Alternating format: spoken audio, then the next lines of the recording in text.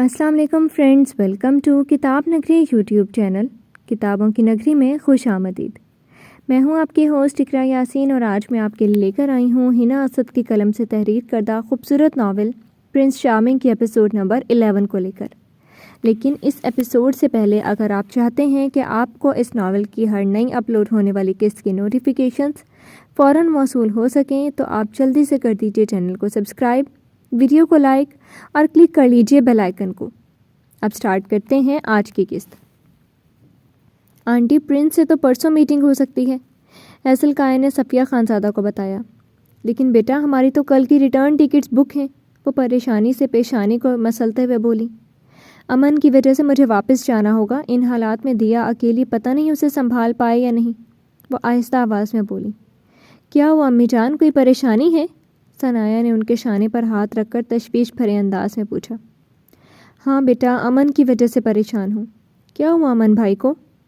वो शाज़मा अंसारी से मिलकर आया है। इतने सालों बाद फिर से उसका सामना हुआ उस लड़की से। उसके ज़ख्म फिर से उधड़ गए हैं, जिसकी वजह से वो ऐसा बना। इस वक्त उसे सहारे की ज़रूरत है। मुझे वापस जाना होगा। हम फिर आ जाएंगे। उन्होंने आगे का लाए हमल तय किया। आंटी, मेरे पास एक हल है, हैसल काया ने उनकी बात सुनकर कहा। सफिया खानज़ादा अचंभे से उसे देखने लगी। क्या, बताओ बच्चे। आंटी, मैं भी आपकी बेटी की तरह हूँ, आपको मुझ पर भी भरोसा करना होगा। मैं आपके भरोसे को कभी भी नहीं तोड़ूंगी। आप ऐसा करें, सनाया को मेरे पास छोड़ जाएं। एक बार वो प्रिंस से मिलकर बात कर ले, फिर मैं इसे बखैर व आफियत वापस भेज दूंगी। तब तक इसका ख्याल रखने की जिम्मेदारी मेरी। इसने जो मेरे लिए किया है, मेरी तरफ से उसका एहसान चुकाने की एक छोटी सी कोशिश है। बेटा, मुझे तुम पर एतबार है। तुम भी मुझे मेरी बेटी जैसी लगी हो, मगर मैं ऐसे कैसे सनाया को एक अनजान मुल्क में छोड़कर चली जाऊं? उसके मामू वहाब खानज़ादा ने उसकी ज़िम्मेदारी मुझे सौंपी थी। वो मुझसे सवाल करेंगे। ये बहुत बड़ा फ़ैसला है। मैं ऐसे कैसे अकेली छोड़ जाऊं इसे यहाँ? आंटी, आप फिर वही बेतबारी वाली बात कर रही हैं। प्लीज़ मान जाए ना। मैं कह रही हूँ ना कि मैं सनाया का ख्याल रखूँगी।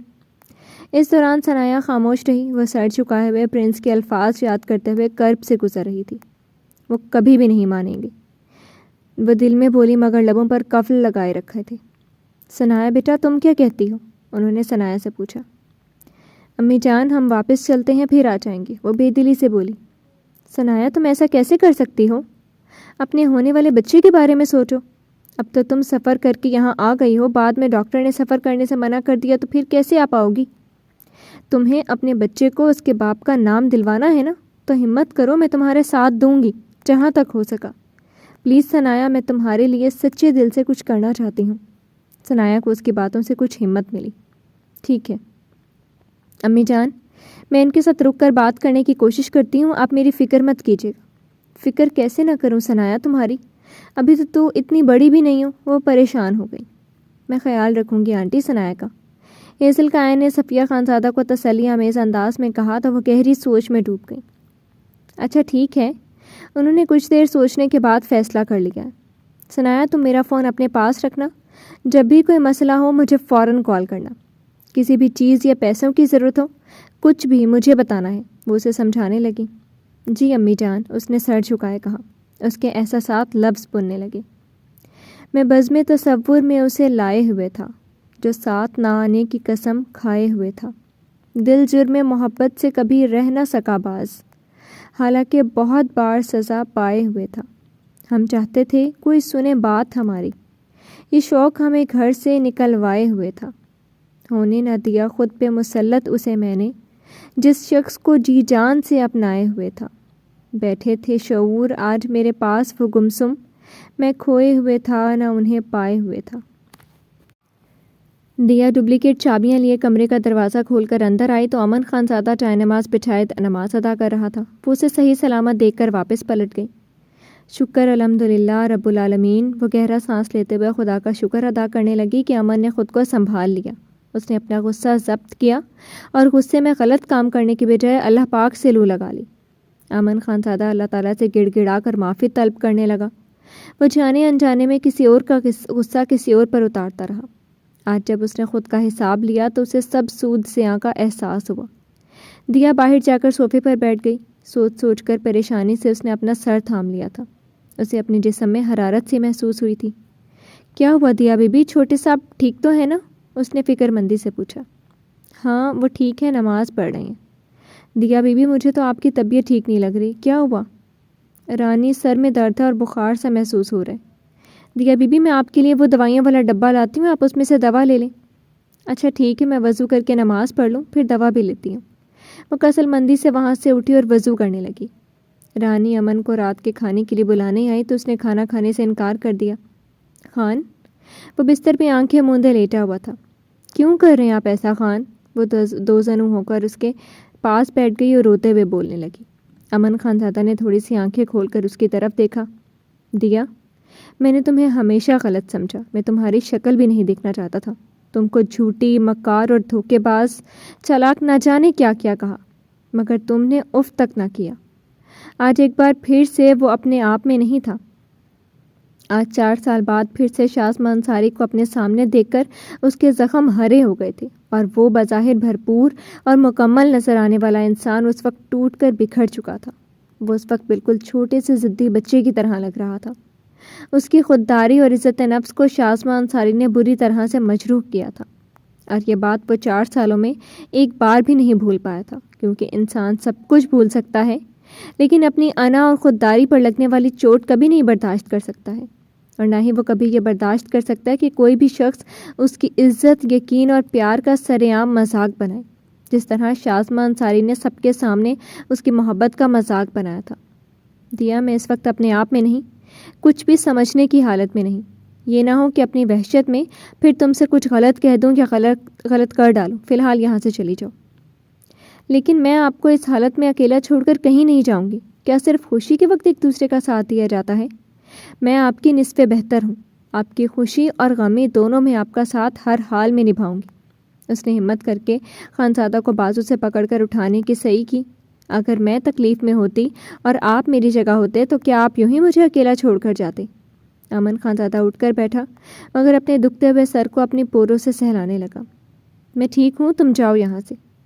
دیا کا بھی بخار کی وجہ سے جسم ٹوٹ رہا تھا، لیکن پھر بھی وہ برداشت کر رہی تھی، کیونکہ اس وقت اس سے بھی زیادہ تکلیف میں امن خانزادہ تھا۔ جاؤ دیا پلیز، کہا نا تم سے جاؤ یہاں سے۔ وہ اٹھ کر امن کے پاس آ گئی۔ وہ سرخ آنکھوں سے اس کو ہی دیکھ رہا تھا۔ کیوں خود کو تکلیف دے رہی ہو تم؟ چلی کیوں نہیں جاتی؟ وہ یکدم سے دھاڑا تھا۔ آپ یہ پانی پئیں اور خود کو نارمل کریں۔ امن اس کے ہاتھ سے گلاس لے کر لبوں سے لگا گیا۔ تکلیف میں نہیں، آپ دے رہے ہیں خود کو، مجھے اور بابا کو، ایک ایسی لڑکی کی خاطر جس نے آپ سے کبھی محبت کی ہی نہیں، جس نے بس اپنے مفاد کی خاطر آپ کو استعمال کیا، جس نے آپ کی انا اور خودداری کو کچل ڈالا۔ آپ ابھی بھی اس کو نہیں بھولے، لیکن جو لوگ آپ سے بہت زیادہ پیار کرتے ہیں، آپ کو تکلیف میں نہیں دیکھ سکتے، وہ آپ کو نظر تک نہیں آتے۔ کیوں کر رہے ہیں آپ ایسے؟ جس انسان سے کوئی تعلق ہی نہیں، اسی کے لیے آپ خود کو سزا دے رہی ہیں۔ آپ بھول کیوں نہیں جاتے وہ سب کچھ جو بھی ہوا؟ دیا اپنے اصلی انداز میں لوٹ آئی۔ وہ بولنا شروع ہوئی تو پھر بولتی ہی چلی گئی، یہ جانتے ہوئے بھی کہ وہ اس وقت شدید غصے میں تھا۔ نہیں بھول پا رہا چاہ کر بھی۔ خان، وہ سب جو بھی ہوا شاید وہ ہونا آپ کی قسمت میں لکھا تھا۔ آپ وہ سب کچھ قسمت کا لکھا سمجھ کر بھول جائیں پلیز۔ وہ آہستہ سے چلتی ہوئی اس کے پاس آ کر بیٹھ گئی۔ اس وقت امن بہت ٹوٹ چکا تھا اور اب اس ٹوٹے بکھرے امن خانزادہ کو اس نے سمیٹنا تھا۔ میں وہ دن کبھی نہیں بھول سکتا دیا، بہت پیار کرتا تھا میں اس سے۔ وہ پہلی ہی نظر میں مجھے بہت اچھی لگی تھی، معصوم سی، لیکن مجھے نہیں پتا تھا اس کی معصومیت کے پیچھے اس کی مکاری تھی۔ اس نے اپنی دوستوں سے شرط لگا کر مجھے نشانہ بنایا اور میں اس کی باتوں میں آ گیا، اور پھر شرط ختم ہوتے ہی وہ مجھے چھوڑ گئی۔ کیوں کیا اس نے میرے ساتھ ایسا؟ کیوں دیا اس نے مجھے دھوکا؟ اگر اسے مجھ سے محبت نہیں تھی تو کیوں کرتی تھی وہ مجھ سے گھنٹوں باتیں؟ کیوں گھومتی تھی میرے ساتھ؟ کیوں اظہار کیا تھا اس نے مجھ سے پیار کا؟ وہ اس وقت بالکل ہوش میں نہیں تھا، اور جو بھی اس کے منہ میں آ رہا تھا وہ بولے جا رہا تھا۔ جس بات کو وہ کبھی کسی کو ہوش میں رہ کر بتانے کا سوچ بھی نہیں سکتا تھا، وہ اس بکھری ہوئی حالت میں یہ سب کہہ رہا تھا۔ دیا نے اس کی پیشانی کے ساتھ اپنی پیشانی لگائی۔ اس کے پاس امن خانزادہ کے کسی بھی سوال کا جواب نہیں تھا، لیکن پھر بھی وہ چاہتی تھی کہ امن کے دل میں جو بھی ہے آج وہ سب کچھ اس سے کہہ ڈالے، تاکہ اس کے دل کا بوجھ ہلکا ہو جائے۔ امن اس کی طرف دیکھنے لگا۔ آپ نے چینج کرنا ہے تو آپ کے دوسرے کپڑے نکال دو، وہ اس کے دیکھنے پر جذبت سی ہوتی بولی تھی۔ دیا کو اس کی کچھ سمجھ نہیں آ رہی تھی، اگر اس کے سامنے کھڑی رہی تو نہ جانے کب اس کا موڈ بدل جائے اور ڈانٹ پڑنے کے زیادہ چانسز ہو سکتے تھے۔ دیا اس کے قریب سے گزری تو امن نے اس کی کلائی پکڑ لی۔ آہ! ڈر کے مارے اس کے منہ سے کراہ نکلی اور حیرت سے چہرہ موڑ کر امن کی طرف دیکھا۔ وہ اس کی آنکھوں میں دیکھتا کلائی کو کھینچ کر اسی طرح اپنے سامنے لے آیا جیسے وہ پہلے اس کے سامنے تھی۔ دیا کا دل تیزی سے دھڑکنے لگا تھا۔ وہ سرخ پڑتے چہرے کو جھکا گئی تھی۔ اب تو امن کے تاثرات دیکھنے کی بھی ہمت نہیں رہی تھی۔ امن نے اس کی کلائی چھوڑی تو اس نے شکر کا سانس لیا، لیکن اگلے ہی پل امن نے اس کی ٹھوڑی کو پکڑ کر چہرہ اونچا کیا۔ وہ ابھی ٹھیک سے حیران بھی نہیں ہو پائی تھی کہ وہ اس کی کمر کی گرد بازو حمال کرتا اس کے چہرے پر جھکا تھا۔ اپنے ہونٹوں پر امن کے ہونٹوں کا لمس محسوس کر کے دیا کے جسم میں ایک سنسنی کی لہر دوڑ گئی تھی۔ دل رکنے لگا تھا۔ اسے اپنے اتنے قریب دیکھ کر اس کی آنکھیں پھٹی کی پھٹی رہ گئیں، لیکن ابھی امن پر اس کی حالت کا کوئی اثر نہیں ہوا تھا۔ وہ اس کی گرفت میں سوکھے پتے کی مانند لرزنے لگی تھی۔ کچھ دیر بعد دیا کی بوچھل سانسیں چہرے پر محسوس کر کے وہ ہوش میں آیا تھا اور جلدی سے پیچھے ہٹ گیا تھا۔ دیا تو گرتے گرتے بچی تھی۔ اس کا چہرہ سرخی مائل دکھائی دینے لگا، پیشانی پر پسینہ چمکنے لگا تھا۔ دھڑکنوں کی آواز اس کے کانوں میں سنائی دینے لگی۔ وہ خود کو کسی اور ہی جہان میں محسوس کر رہی تھی، جبکہ امن اس کی بگڑی حالت دیکھ کر شرمندہ ہوا تھا۔ اسے بخار تھا، وہ اچھے سے اس کے جسم میں حرارت محسوس کر چکا تھا، اس لیے وہ چاہ کر بھی ابھی اس سے اپنا حق وصول نہیں کر سکتا تھا۔ شاید اس لیے کہ اللہ نے آپ کے ساتھ میرا مقدر جوڑ دیا کہ ہم ایک دوسرے کو سنبھال سکیں، لیکن میں اسے بھلا نہیں پا رہا، اس کی نفرت کو دل سے نکال نہیں پا رہا۔ وہ ضدی بچے کی طرح بولا۔ اگر کسی انسان کو بھولنا ہے تو نہ ہی اس سے محبت کریں اور نہ ہی نفرت، تبھی اسے بھولا جا سکتا ہے۔ اگر ہم اس شخص سے نفرت کریں گے تو وہ ہمیشہ ہمارے دماغ میں رہے گا، اور اگر محبت کریں گے تو وہ ہمارے دل میں رہے گا اور ہم اس کو کبھی بھول نہیں پائیں گے۔ شاید اس لیے آپ بھی ابھی تک شازمان انصاری کو نہیں بھول پائے۔ وہ بڑے رسان سے اس کو سمجھا رہی تھی۔ تم بھی چلی جاؤ، میں بالکل بھی اچھا نہیں، بہت دکھ دیے ہیں میں نے تم سب کو، میرے ساتھ ایسے ہی ہونا چاہیے، اسی قابل ہوں میں۔ وہ بہت دکھی لہجے میں بول رہا تھا۔ وہ اپنے آپ میں نہیں تھا، پل میں تولا پل میں ماشا، کبھی التفات دکھاتا اور کبھی دکھی ہو جاتا۔ دیا بھی اس کی کیفیت سمجھنے سے قاصر تھی۔ پھر وہ ہمت کیے بولی، نہیں میں نہیں جا سکتی اب یہاں سے۔ وہ دھیمے سے مسکرا کر بولی، کیوں نہیں جا سکتی تم؟ کیونکہ جتنی محبت آپ نے شازمت سے کی ہے اس سے کئی گنا زیادہ میں آپ سے کرتی ہوں۔ کوئی اور وقت ہوتا تو شاید وہ ایسے کبھی بھی اپنی محبت کا اظہار نہ کرتی، لیکن اب کرنا ضروری تھا۔ امن کو یقین دلانا تھا، اس کو اس فیس سے باہر نکالنا تھا۔ کوئی کسی سے محبت نہیں کرتا، سب جھوٹ ہے، فریب ہے، بکواس کرتے ہیں سب، میں جانتا ہوں۔ وہ پھر آپے سے باہر ہو گیا۔ اگر آپ شازمہ سے واقعی محبت کرتے تھے تو اس کو اس کے کیے کے لیے معاف کر دیں اور بھول جائیں اسے۔ مجھ میں اتنا ظرف نہیں ہے کہ میں اس کو معاف کر سکوں۔ وہ بھی اپنی ضد پر اڑا تھا۔ اللہ تعالیٰ بھی تو ہم انسانوں کے اتنے بڑے بڑے گناہوں پر صدقے دل سے توبہ کرنے والے کو معاف فرما دیتا ہے، تو ہم انسانوں میں بھی تو اس کے وصف ہونے چاہیے، کیونکہ اس پاک ذات نے ہمیں پیدا فرمایا ہے۔ تو کیا تم بھی مجھے میرے رویے کے لیے معاف کر دو گی؟ اس نے الٹا سوال کیا۔ ہاں میں کر دوں گی، میں آپ کو دکھی اور یوں بکھرا ہوا نہیں دیکھ سکتی۔ پلیز نکل آئیں پرانی یادوں کی چنگل سے، ہم اپنی نئی دنیا بسائیں گے جہاں صرف ہم دونوں ہوں گے اور ہمارا پیار دکھ درد کا کہیں نشان بھی نہ ہوگا۔ امن کو خاموش دیکھ کر دیا افسردگی سے رخ موڑ گئی۔ امن نے جب اسے افسردہ دیکھا تو اس کے دل نے ایک بیٹ مس کی۔ اس نے دیا کو شانوں سے تھام کر اس کا رخ اپنی طرف موڑا۔ وہ ناراضگی سے چہرہ جھکائے ہوئے تھی۔ لو ہو گیا میں تمہارا، یہی چاہتی تھی نا تم؟ ہار گیا میں اس نفرت سے، تمہاری محبت جیت گئی، اب تو مجھ سے راضی ہو جاؤ۔ وہ بوجھل سے لہجے میں بولتا دیا کے دل میں اترنے لگا تھا۔ اس نے بے اختیاری سر اٹھا کر اسے دیکھا تو وہ ہلکا سا مسکرایا تھا، اور اس کے سامنے وہ پہلی بار یوں دل سے مسکرایا تھا۔ اور ہاں، آئندہ مجھ سے ناراض ہونے کی کوشش بھی مت کرنا، کیونکہ مجھے منانا بالکل بھی نہیں آتا۔ عبروج کھا کر اسے حکم دیا تو وہ پھر سے سر جھکا گئی۔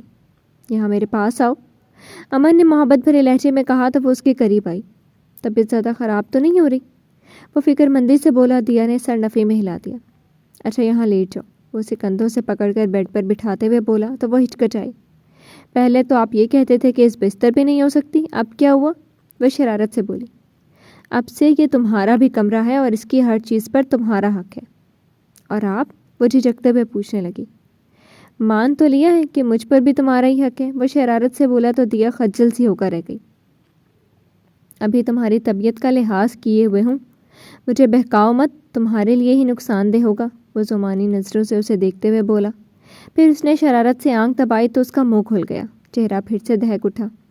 اوہو، ڈرنے کی ضرورت نہیں، اچھا جلدی سے لیٹ جاؤ۔ اس نے دیا کے کندھوں پر دباؤ ڈال کر اسے لیٹنے پر مجبور کر دیا اور کچھ دیر کے لیے اس کے چہرے سے نگاہیں نہ ہٹا سکا۔ وہ شرم سے کسمسائی تو وہ جلدی سے پیچھے ہٹ کر کمفرٹر اس پر دینے لگا۔ دیا نے کمفرٹر میں چہرہ چھپا لیا اور وہ مسکراتا ہوا اپنی جگہ پر لیٹ گیا۔ وہ تو یہ سوچ سوچ کر پریشان ہو رہا تھا کہ دیا کو منائے گا کیسے، الفاظ بھی نہیں مل رہے تھے، لیکن اسے اپنے سامنے دے کر وہ بے اختیار ہو گیا تھا اور اب اپنی بے خودی پر کافی شرمندہ بھی تھا۔ کچھ ہی دیر بعد دیا کی بھاری بھاری سانسیں سنائی دیں۔ احتیاط سے اس کا سر اٹھا کر اپنے بازو پر رکھا اور اسے کسی قیمتی متاع کی طرح اپنی آغوش میں چھپا لیا۔ اس کے بارے میں سوچتے ہوئے نیند کی وادیوں میں کھو گیا۔ آج دوپہر کی فلائٹ سے صفیہ خانزادہ واپس جا چکی تھی، ہیزل کایا کو اس کی ذمہ داری سونپ کر۔ ہیزل کایا اسے اپنے ساتھ اپنے گھر لے آئی۔ آپ نے کیا سوچا ہے؟ ثنایا نے پوچھا۔ میں نے تو بہت کچھ سوچ لیا ہے، بس تمہاری اس پہ عمل کرنے کی دیری ہے۔ وہ دونوں لاؤنج میں موجود صوفے پر بیٹھتے ہوئے ایک دوسرے سے بات کرنے لگی۔ کیا کرنا ہوگا مجھے؟ ثنایا، میں نے جو بھی سوچا ہے صرف وہی ایک راستہ ہے کہ تم پرنس کو پا سکتی ہو۔ کون سا راستہ؟ ثنایا نے تشویش بھرے انداز میں استفسار کیا۔ ثنایا، تمہیں اسے اس دلدل سے نکالنے کے لیے خود اس دلدل میں گھسنا پڑے گا۔ کیا مطلب؟ ثنایا، تم اس کے سامنے جاؤ وہی بن کر جو اسے پسند ہو، اسے اپنی طرف مائل کر لو، اسے اپنے پیار میں اس قدر پاگل کر دو کہ اسے تمہارے سوا کچھ نظر نہ آئے، اور یہ سب تمہیں بہت جلد کرنا ہوگا۔ ابھی کتنی دیر ہوئی ہے تمہاری پریگننسی کو؟ 1.5 ماہ، اس نے ہچکچاتے ہوئے بتایا۔ اس سے پہلے کہ تمہارے جسم میں تبدیلیاں نظر آئیں تمہیں اپنا مقصد حاصل کرنا ہے۔ وہ تم سے شادی کریں اور پھر تم اسے بتانا اپنے بچے کا، اور جب بچہ پیدا ہو جائے گا تو DNA رپورٹ سے خود ہی ثابت ہو جائے گا کہ یہ اسی کا بچہ ہے۔ آپ یہ کیا کہہ رہی ہیں؟ میں یہ سب کیسے کر سکتی ہوں؟ نہیں، مجھ سے یہ سب نہیں ہوگا۔ ثنایا، تمہیں اگر اپنے بچے کو اس کے باپ کا نام دلوانا ہے تو یہ سب تو کرنا ہی پڑے گا، مگر مجھ سے یہ سب نہیں ہوگا۔ ثنایا، تم فکر مت کرو، تم اکیلی نہیں، میں ہوں نا تمہارے ساتھ ہر قدم پر۔ ثنایا، تم اتنی خوبصورت ہو اور تمہارا فگر تو بغیر ایکسرسائز کی اتنا زبردست ہے۔ ہیزل جی، اس کے لیے مجھے کیا کرنا ہوگا؟ وہ سہم کر دھیرے سے بولی۔ سب سے پہلے تو ہمیں پرنس کے واپس آنے سے پہلے اس کی میز پر تمہاری تصویریں پہنچانی ہوں گی۔ وہ کیوں؟ ثنایا، میری بات دھیان سے سنو۔ اس نے ثنایا کو پوری طرح اپنی طرف متوجہ کیا۔ پرنس نے بہت پیسہ کمایا ہے، اب وہ خود ایک مووی پروڈیوس کر رہا ہے، اسی میں خود ایکٹنگ بھی کرے گا، بس ڈائریکٹر کوئی اور ہوگا، وہ بھی سب اس کے جاننے والے ہیں۔ اس نے ہیروئن سلیکٹ کرنے کے لیے پرسوں انٹرویوز ٹیسٹ رکھے ہیں، تمہیں ہر حال میں وہ انٹرویو ٹیسٹ پاس کرنا ہے۔ اس میں کیا ہوگا؟ ثنایا نے حیرت انگیز نظروں سے اسے دیکھتے ہوئے پوچھا۔ تمہیں کچھ لائنز دی جائیں گی، تمہیں وہ بولنی ہے، مطلب تمہیں ایکٹ کرنا ہے۔ مگر مجھے اداکاری نہیں آتی، وہ ڈرتے ہوئے بولی۔ اف ثنایا، کچھ بھی توپ چیز نہیں اداکاری کرنا، بس سمجھو کہ یہ سچویشن، جو لائنز، اگر یہ سب حقیقت میں میرے ساتھ ہو رہا ہوتا تو میری کیا فیلنگس ہوتی، یہی سوچ کر سب لائنز بول دو، ایکسپریشنز اپنے آپ ہی آ جائیں گے چہرے پہ، میں تمہیں سب سکھاؤں گی، مگر سب سے پہلے تو تمہارا فوٹو شوٹ کروانا پڑے گا تاکہ تمہاری تصاویر پرنس دیکھے۔ مجھے پوری امید ہے کہ پرنس تم جیسی حسین لڑکی کو کبھی اگنور نہیں کر پائے گا۔ چلو آؤ میرے ساتھ۔ وہ اس کا ہاتھ پکڑ کر باہر کی طرف بڑھی۔ مگر ہم جا کہاں رہے ہیں ہیزل جی؟ اس نے جھنجھلا کر پوچھا۔ تم چپ کر کے بس چلو میرے ساتھ، ابھی پتہ چل جائے گا۔ وہ اسے اپنی گاڑی میں اپنے ساتھ لیے مخصوص راستے پر گامزن ہوئی۔ کچھ ہی دیر کی مسافت طے کرنے کے بعد وہ ایک بیوٹی سیلون کے سامنے کھڑی تھی۔ مجھے ان کا میک اوور کروانا ہے، اس نے ریسیپشن پر موجود لڑکی سے کہا تو اس نے ان کا نام انٹر کرتے ہوئے انہیں اندر جانے کا اشارہ کیا۔ وہ اسے اپنے ساتھ لیے اندر لے آئی۔ ثنایا نے اتنا بڑا سیلون پہلی بار دیکھا تھا۔ ہیزل جی، سچ کہوں تو میں سیلون لائف میں پہلی بار آئی ہوں، کبھی ضرورت ہی نہیں پڑی مجھے۔ سب سے پہلے تو جی کہنا بند کرو، صرف ہیزل کہو۔ اور کیا واقعی تم کبھی سیلون میں نہیں آئی؟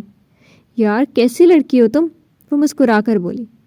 آئیے میم، ایک سٹاف گرل نے اسے اپنی طرف بلایا۔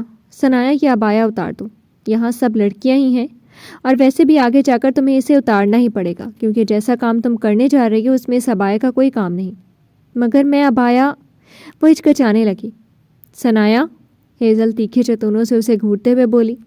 ثنایا نے ابایا اتار دیا اور چیئر پہ بیٹھ گئی۔ سب سے پہلے اس کا مینیکیور پیڈیکیور کیا گیا تو وہ خود میں سمٹ رہی تھی۔ کیسے کوئی اس کی اتنی خدمت کر سکتا تھا؟ اسے بہت عجیب لگ رہا تھا کہ کوئی اور اس کے ہاتھ پاؤں کو سنوار رہا ہے۔ پھر اسے آئینے کے سامنے ایک ایزی چیئر پہ بٹھا کر اس کا فیشل اور سکن پالش کی گئی۔ تھوڑی سی محنت کے بعد اس کا سرخ و سفید چہرہ مزید چمک اٹھا۔ بیوٹیشین نے اس کے لمبے بالوں کا جوڑا کھولا تو ثنایا کے لمبے بال اس کی پشت سے نیچے تک لہرانے لگے۔ اچھا سا نیا ہیئر کٹ دیں، جو ہیئر اسٹائل آج کل ان ہے، ہیزل کایا نے کہا۔ نہیں پلیز، باقی سب ٹھیک ہے، میں اپنے بال نہیں کٹواؤں گی۔ ثنایا نے مڑ کر اسے منع کیا۔ پلیز، اس نے التجائیہ انداز میں کہا۔ اچھا ٹھیک ہے، اس کے بالوں کی لمبائی کو مت چھیڑیے گا، آگے سے ہلکا سا کٹ کر دے اسٹائل کے لیے۔ اوکے۔ سیلون سے فراغت کے بعد ہیزل کایا اسے اپنے ساتھ مارکیٹ لے گئی۔ وہاں اس نے ثنایا کے لیے آج کل کے فیشن کے حساب سے کافی ڈریسز لیے۔ ہیزل، میں یہ سب نہیں پہن سکتی، یہ بہت ولگر ہیں۔ یار، یہ کہاں سے تمہیں ولگر لگے؟ لگتا ہے ابھی تک تم نے اصل ولگر ڈریسز دیکھے نہیں۔ وہ استہزائیہ انداز سے ہنسی۔ ان کے بازو نہیں ہے نا؟ ثنایا نے ان کے ولگر ہونے کی وجہ بتائی۔ ہیزل اور زوروں سے ہنسنے لگی۔ یار، تم بالکل ہی بھولی ہو، بہت محنت کی ضرورت ہے تم پہ۔ جس انڈسٹری میں تم جا رہی ہو وہاں تو بڑی پہنچی ہوئی چیزیں ہیں۔ تم جیسی معصوم لڑکیوں کو یوں چٹکیوں میں پیرے تلے روند کر خود آگے نکل جائیں گے۔ وہ ہاتھ کی انگلیوں سے چٹکی بجا کر بولی۔ پھر میں کیا کروں؟ وہ اپنی بڑی بڑی آنکھوں کو مزید پھیلا کر بولی۔ بتاتی ہوں سب، آؤ پہلے کچھ کھائیں، ادھر ایک بڑا شاندار ہوٹل ہے، آؤ تمہیں وہاں کا کھانا کھلاؤں، باقی سب باتیں ساتھ ساتھ بتاؤں گی۔ وہ دونوں شاپنگ سینٹر سے نکل کر پہلے گاڑی تک گئیں اور سارے شاپنگ بیگز اس میں رکھ کر ہوٹل کی طرف بڑھ گئیں۔ فجر کی اذان کی آواز سنائی دی تو دیا نے اپنی نیند سے بوجھل آنکھیں بمشکل کھولی۔ کئی بار آنکھیں جھپکانے کے بعد اسے سب ٹھیک سے دکھائی دینے لگا۔ چہرے پر کسی کی گرم گرم سانسیں محسوس کر کے اس کی ساری نیند بھگ سے اڑی۔ اس نے چونک کر اوپر دیکھا تو امن خان زادہ کا چہرہ اس کے بالکل قریب ہی تھا۔ پھر اسے احساس ہوا کہ وہ اس کے کندھے پر سر رکھے لیٹی ہے۔ دل نے ایک بیٹ مس کی تو وہ ایک جھٹکے سے پیچھے ہٹی تھی۔ امن اس ہلچل سے ہلکا سا کسمسایا، لیکن وہ جاگا نہیں تھا۔ دیا نے سینے پر ہاتھ رکھ کر گہرا سانس لیا اور سوچنے لگی کہ وہ کیسے اس کے اتنے قریب چلی گئی، لیکن کچھ سمجھ نہیں آئی۔ نظر بھٹکتی ہوئی امن کے چہرے پر پڑی اور پھر کتنی ہی دیر ہٹ نہ سکی۔ رات کی وہ یاد پھر سے ذہن میں آئی تھی تو ایک دفعہ پھر اس نے اپنے لبوں کو انگلیوں سے چھوا تھا۔ نظریں امن خان زادہ کے مونچھوں تلے انابے لبوں پر پڑ گئیں۔ کچھ لمحے مزید سرکے تو وہ اپنی بے خودی پر چونکی۔ اگلے ہی پل وہ نظریں پھیر گئی اور لبوں پر شرمگی مسکراہٹ آن ٹھہری۔ دل تو پھر سے اسے دیکھنے کی خواہش کرنے لگا تھا، لیکن وہ دل کو ڈپٹتی اٹھ کھڑی ہوئی۔ فجر کی اذان ہو رہی تھی۔ وہ وضو کرنے واش روم میں گھس گئی۔ کچھ دیر بعد وہ جائے نماز پر بیٹھی ہاتھ اٹھائے دعا مانگ رہی تھی۔ اس کی ہر سانس سے امن خان زادہ کی سلامتی کے لیے دعا نکلی تھی۔ اپنے لیے آج دعا مانگی ہی نہیں تھی، کیونکہ اس کی دعا تو قبول ہو چکی تھی امن کے روپ میں۔ اب تو وہ صرف اللہ کا شکر ادا کر رہی تھی۔ جائے نماز طے کر کے رکھنے کے بعد اس نے پلٹ کر امن کی طرف دیکھا جو ابھی بھی سویا پڑا تھا۔ آخری اذانیں بھی ختم ہو چکی تھیں اور دیا کو اس کی نماز کی فکر ہونے لگی، کیونکہ وہ باقاعدگی سے نماز ادا کرتا تھا۔ خان، کوشش کے باوجود آواز نہایت ہی دھیمی نکلی تھی حلق سے۔ وہ ٹس سے مس بھی نہیں ہوا تھا۔ تھوک نکل کر وہ کچھ اور آگے بڑھی، ہاتھ آگے بڑھایا لیکن پھر کھینچ لیا۔ خان، دیا نے اس کا نام پکارا لیکن جواب نہ داڑ۔ امن، نماز کا وقت ہو گیا ہے۔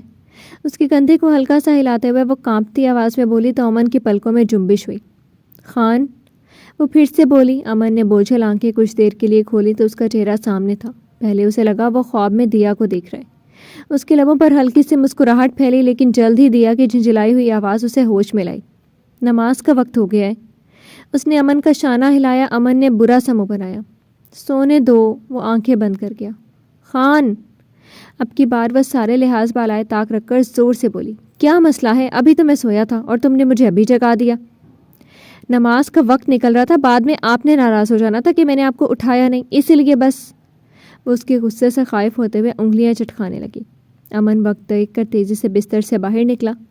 دیا کافی دیر اس کی واپسی کا انتظار کرتی رہی، مگر پھر کچھ دیر بعد گرم بستر میں ایک بار پھر دبک کر سو گئی۔ امن نماز پڑھنے کے بعد جاگنگ کے لیے نکل گیا تھا۔ اب واپسی ہوئی۔ سورج کی روشنی چہار سو اپنے پنکھ پھیلا چکی تھی۔ امن کمرے میں آیا تو وہ بیڈ پر آڑی تیرچھی لیٹی گہری نیند میں تھی۔ امن اندر آیا اور اپنے دوسرے کپڑے لیے واش روم میں چلا گیا۔ کچھ دیر بعد شاور لے کر باہر نکلا۔ دیا اٹھ چکی تھی۔ وہ کمفرٹر تکیہ اب آئینے کے سامنے کھڑی بالوں میں برش پھیر رہی تھی۔ امن اسے دیکھ کر ہنسا۔ پھر چلتا ہوا اس کے قریب آیا، کچھ سوچ کر سائڈ ٹیبل کے دراز میں سے ایک جیولری باکس نکالا جس میں ایک ڈائمنڈ نیکلس تھا۔ اسے نکال کر وہ پھر دیا کی طرف پلٹا۔ دیا کے پشت پہ بکھرے بال اٹھا کر اس کے شانے کی ایک طرف رکھے دیا آئینے میں اس کو حیران نظروں سے دیکھ رہی تھی۔ امن نے اس کی سراہی دار نازک سی گردن میں وہ نیکلس پہنا کر اس کے دونوں کنارے پکڑ کر ہک بند کر دی، پھر اس کے دونوں شانوں سے تھام لیا اور شفاف گردن پہ اپنے لب رکھے۔ امن کے گیلے بالوں سے ٹھنڈی بوندیں دیا کی گردن پر گری اور ٹھنڈے لبوں کا لمس محسوس کرتے اس کے وجود میں سنسنی سی دوڑ گئی۔ اس کا چہرہ شرم سے سرخی مائل دکھائی دینے لگا۔ امن سینے پر ہاتھ باندھے اس کے گلال بکھرے آرس دلچسپی سے دیکھنے لگا۔ دیا جذبت سی ہوتی اس کی بولتی ہوئی نظروں سے فرار حاصل کرنے کے لیے جلدی سے واش روم کی طرف بڑھ گئی، لیکن واش روم میں بھی کب تک پناہ لے سکتی تھی؟ جب فریش ہوئے باہر آئی تو وہ ابھی تک وہیں بیٹھا تھا، دل کی اتھل پتھل ہوتی دھڑکنوں کو سنبھال رہی تھی۔ اچھا لگا یا نہیں؟ امن کی آواز سنائی دی۔ بہت اچھا ہے، مگر کس خوشی میں؟ منہ دکھائی۔ اچھے سے پہنا نہیں سکا تھا تو سوچا کچھ ایسا لوں جو صرف تمہارے لیے ہو اور خود پہناؤں جیسے تمہاری خواہش تھی۔ میں کب خواہش کی؟ اچھا جی، یہ جھوٹ بولنا کب سے سیکھ لیا؟ اس نے ابرو جھکا کر پوچھا۔ میں نے کب جھوٹ بولا؟